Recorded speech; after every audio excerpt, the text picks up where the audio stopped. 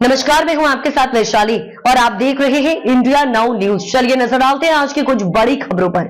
खबर लक्सर से है। लक्सर क्षेत्र के तकरीबन 50,000 किसानों को अब यूरिया की किल्लत से दो चार नहीं होना पड़ेगा। गन्ना विकास समिति के गोदाम पर यूरिया खाद की बड़ी खेप पहुंच गई है। खाद गोदाम इंचार्ज राजवीर सिंह ने बताया, पिछले कुछ दिनों से समिति गोदाम पर खाद नहीं थी तो किसानों द्वारा लगातार डिमांड की जा रही थी।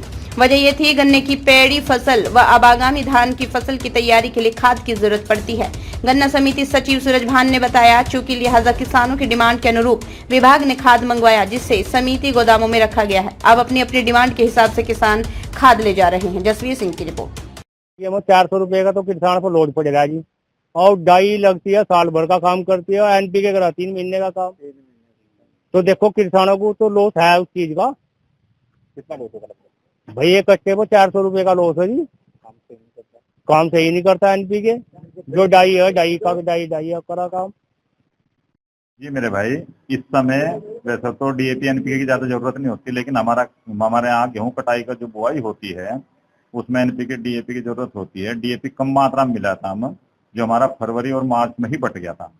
अप्रैल में हमारे पास एनपीके हैं अभी भी 7,000 लगभग कट्टे गोदामों में शेष हैं, सभी 14 गोदामों पे, और पूर्ति हो जाएगी, बल्कि बच ही जाएगा।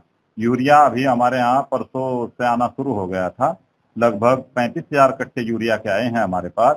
अब की बार यूरिया की किल्लत हमारी समिति के क्षेत्र में नहीं होगी। किसान की पूर्ति, उम्मीद यह है कि पिछले गत वर्षों की अपेक्षा ज्यादा मंगवाया गया, पूर्ति हो जाएगी। किसान परेशान यूरिया की वजह से नहीं होगा।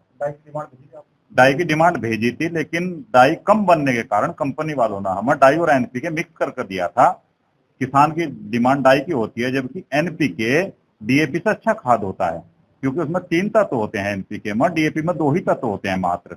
और कंपनी से पूर्ति कम होने के कारण इसलिए डीएपी समाप्त होगी। यूरिया अभी भी भरपूर मात्रा में किसानों के लिए उपलब्ध है गोदामों पर।